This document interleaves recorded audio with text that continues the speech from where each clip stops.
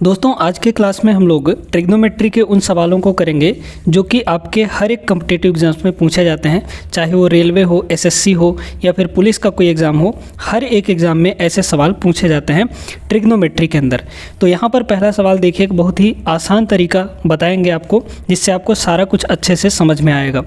Sine square 20 degree plus sine square 70 degree minus ten square 45 degree का value पूछा है यहाँ पर, है ना। तो ध्यान से हर एक सवाल को समझते जाइएगा।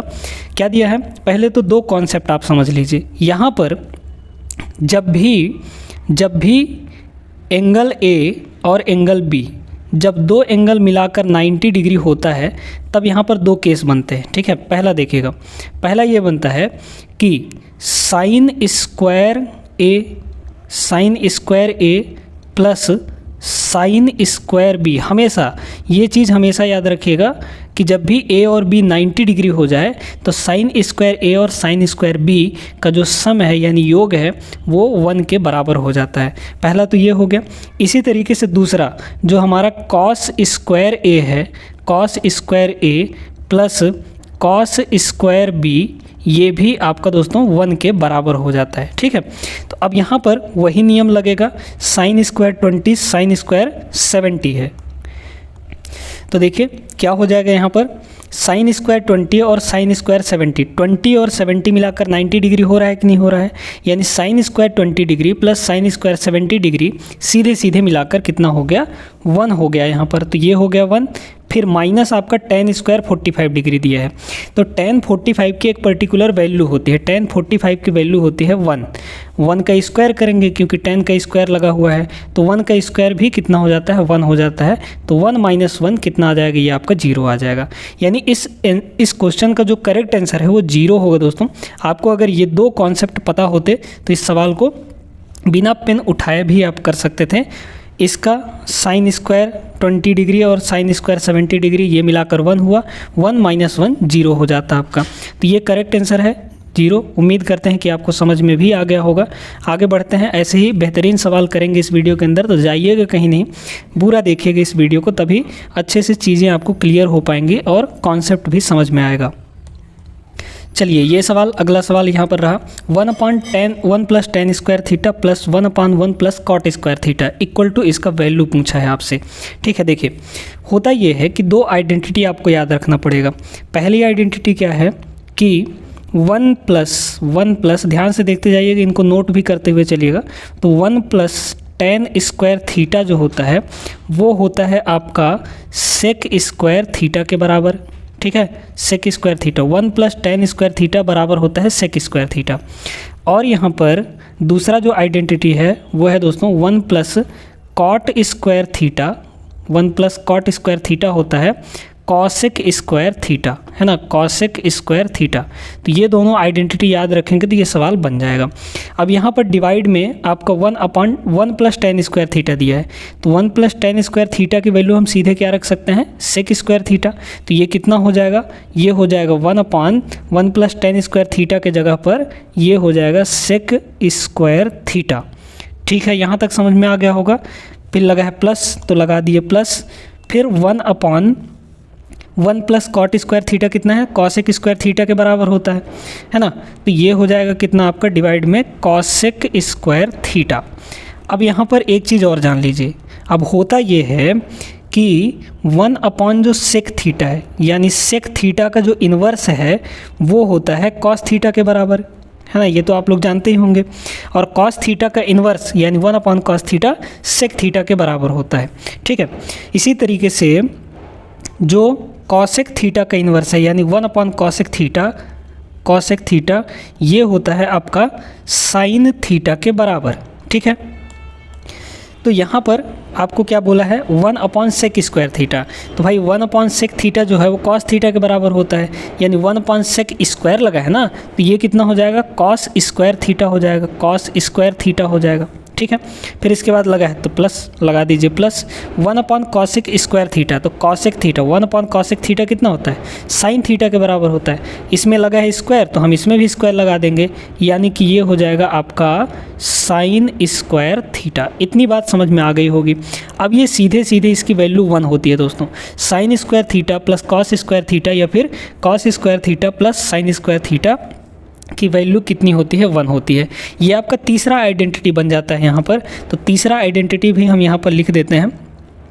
क्या है तीसरा आइडेंटिटी, कि sign square theta plus cos square theta, जब थीटा दोनों जगह इक्वल हो, एंगल दोनों जगह इक्वल हो, तो साइन स्क्वायर और कॉस स्क्वायर मिलाकर 1 हो जाता है। क्लियर हो गई बात। यानी इसका जो करेक्ट आंसर है वो ऑप्शन नंबर डी में है। चौथा ऑप्शन आपका करेक्ट हो जाएगा, डी नंबर। ठीक है, एक क्लियर हो गई। आगे चलते हैं अगले सवाल में। चलिए देखते हैं अगला सवाल। बहुत ही सिंपल सा सवाल है दोस्तों। यहाँ पर आप लोग चाहें तो इसको कर भी सकते हैं। जिनको नहीं पता होगा चीज़ें वो नहीं कर पाएंगे, तो देख लीजिए कैसे करेंगे। Sine theta plus cos theta को होल स्क्वायर देखिए, इसका वैल्यू क्या होगा। आपके पास यहाँ पर 4 ऑप्शन दिए गए हैं। तो ये बन रहा है आपका a प्लस बी का होल स्क्वायर, इस फॉर्मेट में बन रहा है। a हमारा साइन थीटा है, b हमारा कॉस थीटा है। तो a प्लस बी का जो होल स्क्वायर है ये एक सर्वसमिका है। a प्लस बी का जो होल स्क्वायर होता है कितना होता है इसका फॉर्मूला, a प्लस बी का होल स्क्वायर ये हो जाता है a का स्क्वायर प्लस b का स्क्वायर और प्लस 2ab, यानी 2 इंटू ए इंटू बी। यही फार्मूला इसमें भी लगा देंगे। a स्क्वायर यानी कि साइन स्क्वायर का थीटा है ना, साइन थीटा का स्क्वायर यानी sine square theta, plus B का स्क्वायर यानी cos square theta, plus 2 into A का मतलब क्या, sine theta, 2 into sine theta into आपका कॉस थीटा है ना, ये इंटू कॉस थीटा हो जाएगा। अब आप जानते हैं कि sine theta plus sign square theta plus cos square theta मिलाकर 1 हो जाता है। तो ये हो गया 1 और प्लस में आपके पास है यहाँ पर 2 sign theta into cos theta. ये है आपका, देख लीजिए कौन सा आंसर मैच हो रहा है। तो option number C 1 + 2 into cos theta sine theta into cos theta कहिए, cos theta into sine theta कहिए, एक ही बात है। तो ये आपका सी ऑप्शन यहाँ पर करेक्ट बिल्कुल सही आंसर हो जाएगा। आगे बढ़ते हैं अगले सवाल में। चलिए यहाँ पर ये सवाल देखिएगा, बहुत ही सिंपल सवाल है दोस्तों, लेकिन आप लोग अगर नहीं यहाँ पर समझ पाए हैं कि कैसे सवालों को करना है, क्योंकि ट्रिग्नोमेट्री के सवालों को करने के लिए थोड़ा सा प्रैक्टिस चाहिए। बिना प्रैक्टिस के आप इन सवालों को नहीं कर पाएंगे। ठीक है, आपको आंसर दिखता रहेगा फिर भी आप नहीं कर पाएंगे, आपको पता ही नहीं चलेगा कि कौन सा फार्मूला कहाँ पर लगाना है। तो देखिए यहाँ पर आपके पास दिया है, पहले तो इसको देखिए, कॉसेक स्क्वायर थीटा और cot square theta minus cot square theta, इसका कुछ ना कुछ उपाय हो सकता है। कैसे हो सकता है, अभी 3 आइडेंटिटी हम आपको बताए हैं, जिसमें से दूसरा आइडेंटिटी क्या था, दूसरा आइडेंटिटी था 1 + cot square theta equal to ये था कॉसेक स्क्वायर थीटा। ये आपका दूसरा आइडेंटिटी था, है ना, जिसमें से 3 आइडेंटिटी बताए थे, 3 में से ये दूसरा था। अब यहाँ पर जब कॉट स्क्वायर थीटा को हम उधर ले जाएंगे तो इधर बचेगा 1 इक्वल टू, यहाँ पे क्या हो गया आपका, इसको अदला बदली कर सकते हैं कि नहीं, बिल्कुल कर सकते हैं। जो हमारा इक्वेशन का रूल है वो लगाकर कॉट स्क्वायर थीटा उधर जाएगा तो माइनस का कॉट स्क्वायर थीटा हो जाएगा। अब आप साफ साफ यहाँ पर देख सकते हैं कि cosec square theta minus cot square theta equal to 1 होता है, यानी कि यहाँ पर cosec square theta minus cot square theta 1 के बराबर होगा। तो फर्स्ट टर्म और थर्ड टर्म मिलाकर कितना हो गया, 1 हो गया। फिर आपका प्लस है तो प्लस लगा दीजिए। अब इसी को हम लोग सॉल्व कर रहे हैं, ठीक है, प्लस 2 इंटू देखते जाइएगा ध्यान से, tan theta into cot theta, है ना, यही तो दिया है आपके पास। अब एक बात बताइए, एक और रूल जानते होंगे, tan थीटा जो होता है वो कॉट का इन्वर्स होता है, कॉट का इन्वर्स होता है, या फिर कॉट जो है tan का इन्वर्स होता है। तो यहाँ पर हम ऐसा कह सकते हैं कि 1 + 2 tan को हम कॉट के रूप में चेंज कर दें, तो कॉट के रूप में चेंज करेंगे तो 1/cot थीटा हो जाएगा। tan मतलब कॉट का इन्वर्स यानी 1/cot थीटा, और ये कॉट थीटा को कॉट थीटा रहने दीजिए यहीं पर। कॉट से कॉट आपका कैंसिल आउट हो जाएगा, 2 इंटू 1 2 हो गया, तो 1 + 2 = 2 मतलब कि ये आ गया आपका 3। तो 3 ऑप्शन नंबर 1 में दिख रहा है। बस टिक कर दीजिए, ये आंसर हो जाएगा। देखिए तो आपका 2 आइडेंटिटी यहाँ पर लगा। पहला ये cosec square theta minus cot square theta 1 होता है, और tan theta into cot theta, इसको डायरेक्टली आप 1 बोल सकते हैं, ठीक है ना। ये हो गया। उम्मीद करते हैं कि आपको समझ में आ गया होगा। आगे चलते हैं, देखते हैं अगला सवाल। ये सवाल दोस्तों आपका बहुत ही इंटरेस्टिंग सवाल है ना। इससे आपको पता चलेगा कि भाई आइडेंटिटीज़ का प्रयोग हम लोग कैसे कैसे सवालों में कर सकते हैं, ठीक है ना। देखिए बहुत आपको देखने में तो पहले पता ही नहीं चल रहा होगा कि करना क्या है इसमें। Cot power 4 theta plus cot square theta equal to 3 दिया है, और पूछा क्या है आपको, देखिए कॉट और कॉसेक ये रिलेशन पूछ दिया है। Cosec power 4 theta minus cosec square theta ये पूछ दिया है, ठीक है। वैसे तो इसका आंसर 3 आएगा। अब देखते हैं कि कैसे आएगा। आपको पता है यहाँ पर देखिए पहला इक्वेशन क्या दिया है, जो हमको दिया है पहले उसको लेकर चलते हैं, ठीक है, और उसी से हमारा जो पूछा है वो आएगा। क्या बोला है यहाँ पर, कॉट पावर 4 थीटा, ध्यान से समझते जाइएगा, cot power 4 theta plus cot square theta ये बोला है आपको, और इसी की वैल्यू आपको दे रखी है कितनी, 3 दे रखी है। यहाँ से आप क्या करिए ना, कॉट स्क्वायर थीटा को कॉमन ले लीजिए, क्योंकि कॉट स्क्वायर थीटा इसमें फर्स्ट टर्म में भी है, सेकंड टर्म में भी है। कॉट स्क्वायर थीटा आपका हो जाएगा यहाँ पर कॉमन, कॉट स्क्वायर थीटा। अब यहाँ से स्क्वायर बाहर ले लिए तो पावर 2 ही बचेगा, है ना भाई। पावर 4 था यहाँ पर, तो पावर 2 बाहर ले लिए तो पावर 2 ही बचेगा, यानी कि यहाँ पे बच गया आपका कॉट स्क्वायर थीटा, ठीक है। फिर प्लस यहाँ पे आपका बच जाएगा 1, क्योंकि कॉट स्क्वायर थीटा को बाहर ले लिए हैं, इक्वल टू आपका ये है 3। अब आप जानते हैं अभी अभी आपको बताए हैं कि cot square 1 plus cot square theta होता है कॉसेक स्क्वायर थीटा के बराबर, ये एक आइडेंटिटी है। तो यहाँ पे कॉट स्क्वायर थीटा और ये कितना हो जाएगा, ये हो जाएगा आपका कॉसेक स्क्वायर थीटा, है ना। आइडेंटिटी के मुताबिक यही ना होगा, इक्वल टू आपका 3 हो गया। अब यहाँ से देखिए अब की बार आपको कॉट स्क्वायर थीटा को चेंज करना है। भाई जानते हैं कि 1 plus cot square theta equal to cosec square theta होता है कि नहीं, ये है ना। तो यहाँ से अगर कॉट थीटा की वैल्यू देखें तो ये 1 उधर जाके घट जाएगा, तो कॉट स्क्वायर थीटा की वैल्यू कितनी हो गई, -1 हो जाएगी। तो बस यहाँ पर कॉट स्क्वायर थीटा की जगह पर इसको रख दीजिए, इतने को रख दीजिए, ठीक है। तो कितना हो जाएगा, ये हो जाएगा कॉसेक स्क्वायर थीटा और -1, और इनटू में इधर क्या है आपके पास, कॉसेक स्क्वायर थीटा, ठीक है। इक्वल टू आपका ये 3 तो चलता ही रहेगा, इधर कुछ नहीं कर रहे हैं, राइट साइड में कुछ नहीं कर रहे हैं, तो 3 चलता ही रहेगा। अब इस कॉसेक स्क्वायर थीटा का अंदर मल्टीप्लाई कर दीजिए दोनों के साथ, तो कितना हो जाएगा बताइए। कॉसेक स्क्वायर थीटा और कॉसेक स्क्वायर थीटा मल्टीप्लाई होकर पावर ऐड हो जाएगा, यानी कि कॉसेक पावर 4 थीटा बना देंगे, कॉसेक पावर 4 थीटा, और माइनस कॉसेक स्क्वायर थीटा को 1 से मल्टीप्लाई करेंगे तो ये हो जाएगा कॉसेक स्क्वायर थीटा और इक्वल टू 3। आपको ये इसी का वैल्यू पूछा गया था, इतने का ही वैल्यू पूछा था, देख लीजिए तो कितना आया है, 3 ही आया है, वही वैल्यू रह गया, है ना। जो वैल्यू उसका था वही वैल्यू इसका था, यानी यहाँ पर डी ऑप्शन आपका करेक्ट हो जाएगा। उम्मीद करते हैं साथियों कि ये भी सवाल समझ में आ गया होगा, और ऐसा मत समझिए कि ये सवाल कहीं से उठा कर लाए हैं, ये सवाल आपके प्रीवियस ईयर में पूछे गए सवाल हैं, एसएससी में और रेलवे के अंदर, पुलिस भर्ती के अंदर, सभी जगह से उठाए गए सवाल हैं ये प्रीवियस ईयर के, ठीक है ना। तो आपको आइडिया लग जाएगा कि कैसे कैसे सवाल आपके एग्ज़ाम्स में आते हैं। आगे बढ़ते हैं, चलिए यहाँ पर ये सवाल रहा, देखने में तो थोड़ा सा सिंपल नहीं लग रहा होगा, बिल्कुल भी सिंपल नहीं लग रहा होगा, लेकिन है बहुत सिंपल, बहुत आसान सा सवाल है, बहुत लोगों से तो बन भी जाएगा। चलिए देखते हैं यहाँ पर फिलहाल एक काम करते हैं ना, राइट साइड में भी और लेफ़्ट साइड में भी सभी जगह साइन एक्स से डिवाइड कर देते हैं। तो यहाँ पर आपको पहले इस वाले में साइन एक्स से डिवाइड करेंगे तो sine X upon sine X आ जाएगा, यानी 1 हो जाएगा, plus cos x upon sine X हो जाएगा यहाँ पर, है ना, क्योंकि सभी में साइन एक्स से डिवाइड कर रहे हैं हम लोग, तो यहाँ पे हो जाएगा cos x upon sine x equal to, इधर भी साइन एक्स से डिवाइड करेंगे तो साइन एक्स और साइन एक्स कैंसिल आउट हो जाएगा, बट बचेगा सिर्फ आपका रूट का 2। अब एक बात बताइए, यहाँ पर cos x upon sine x, cos theta बटे साइन थीटा होता है आपका कॉट थीटा, ठीक है, कितना होता है, कॉट थीटा हो जाता है, ठीक है।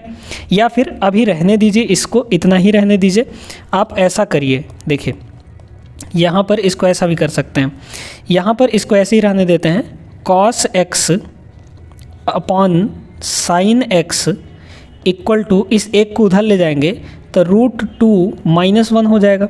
अब आपको पूछा क्या है, tan x पूछा है ना, तो cos बटे साइन तो cot होता है, लेकिन साइन बटे cos जो है वो तो tan होता है ना, यानी दोनों साइड रिवर्स कर दीजिए, यानी कि रेसिप्रोकल ले लीजिए, उल्टा कर दीजिए, न्यूमरेटर को डिनोमिनेटर में और डिनोमिनेटर को न्यूमरेटर में। तो ऊपर जाएगा साइन आपका और नीचे आएगा आपका cos, ठीक है। जब इधर रिवर्स किए हैं तो इधर भी रिवर्स करना पड़ेगा, तो इधर है आपका पहले से √2 - 1, तो ये हो जाएगा 1/√2 - 1, 1/√2 - 1। अब यहाँ पर ये हो गया आपका कितना, sin x और cos x का डिवाइड जो है वो tan x होता है, मतलब कि आपके पास यहाँ पर tan x की जो वैल्यू है 1/√2 - 1 आ गया। लेकिन आपको ऑप्शन में दिख कहीं नहीं रहा होगा, है ना, तो इसको थोड़ा सा सिंप्लीफाई करते हैं। अब इसको रेशनलाइज करने के लिए हम एक तरीका बताते हैं, इसको रेशनलाइज बस करना है ना, ठीक है। रेशनलाइज कैसे करते हैं, देखिए ये tan x की वैल्यू निकल कर आ रही है, ठीक है। देखिए नीचे वाले का साइन बदल के ऊपर और नीचे मल्टीप्लाई कर देते हैं, या फिर सीधे सीधे ऐसा करिए, रेशनलाइज करने का तरीका बताते हैं। नीचे वाले का साइन चेंज करके, माइनस है ना तो प्लस करके ऊपर मल्टीप्लाई कर देंगे, तो √2 + 1 का ऊपर मल्टीप्लाई करेंगे तो √2 + 1 ही आ जाएगा, √2 + 1 ही आ जाएगा।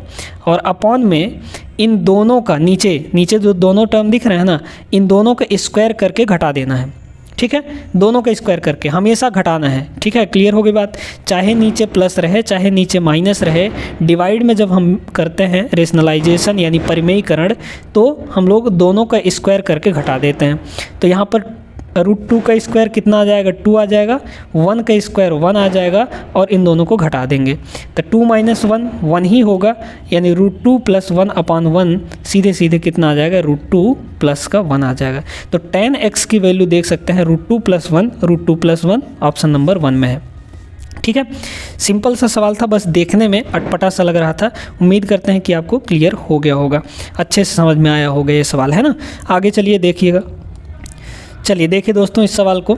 अब ये जो सवाल है ना, ये आपका ट्रिपलेट पर आधारित सवाल है। देखिएगा कैसे, यहाँ पर आपको क्या बोला है कि एक समकोण त्रिभुज हमने बना लिया, कोण B पर जो है वो समकोण है यहाँ पर, है ना। यहाँ पर इसको ऐसे लिख देते हैं, ये ऐसे, ठीक है, बाहर B को कर देते हैं। चलिए यहाँ पर हम लोग A ले लेते हैं और यहाँ पर आपका C हो जाएगा। आगे कह रहा है कि tan A जो है वो 4/3 है, यहाँ पर एंगल A है ना, तो tan A कितना हो जाएगा बताइए, तो tan A आपका क्या होता है, बेस परपेंडिकुलर अपॉन बेस होता है, और tan A की वैल्यू कितनी दी गई है, 4/3 दी गई है, यानी कि यहाँ पर परपेंडिकुलर ये है आपका, यानी कि ये आपका कितना दिया गया है, 4 दिया गया है, 4 यूनिट, और बेस आपका कितना दिया है, 3 यूनिट, तो यहाँ पे हो जाएगा 3 यूनिट। अब जब बेस और परपेंडिकुलर जब 3 और 4 होते हैं, तो जो हाइपोटेनियस है यानी कर्ण जो है वो हमेशा 5 यूनिट होता है। ये आप पाइथागोरस थ्योरम से निकाल सकते हैं, ठीक है। तो यहाँ पर ये जो है 5 यूनिट हो जाएगा, लेकिन आपको बोला क्या है कि AC जो है वो 25 सेंटीमीटर है, यानी 5 यूनिट का ही वैल्यू AC की जो एक्चुअल वैल्यू है कितनी दी गई है, 25 सेंटीमीटर यहाँ पर दी गई है। तो 5 यूनिट का वैल्यू भाई 25 है, तो 1 यूनिट का वैल्यू कितना हो जाएगा, 25/5 यानी कि 5 सेंटीमीटर। तो 1 यूनिट की वैल्यू 5 सेंटीमीटर हो गई। कह रहा है BC की लंबाई, तो B से C की लंबाई कितना हो रहा है, यहाँ पर B से C की लंबाई 4 यूनिट है, तो 1 का वैल्यू जब 5 है तो 4 का वैल्यू कितना हो जाएगा, 4 का वैल्यू 5 से मल्टीप्लाई कर दीजिए, यानी 4 × 5 हो जाएगा। मतलब कि ये आ गया आपका एक्चुअल में 20 सेंटीमीटर। ऑप्शन नंबर पहला करेक्ट हो जाएगा।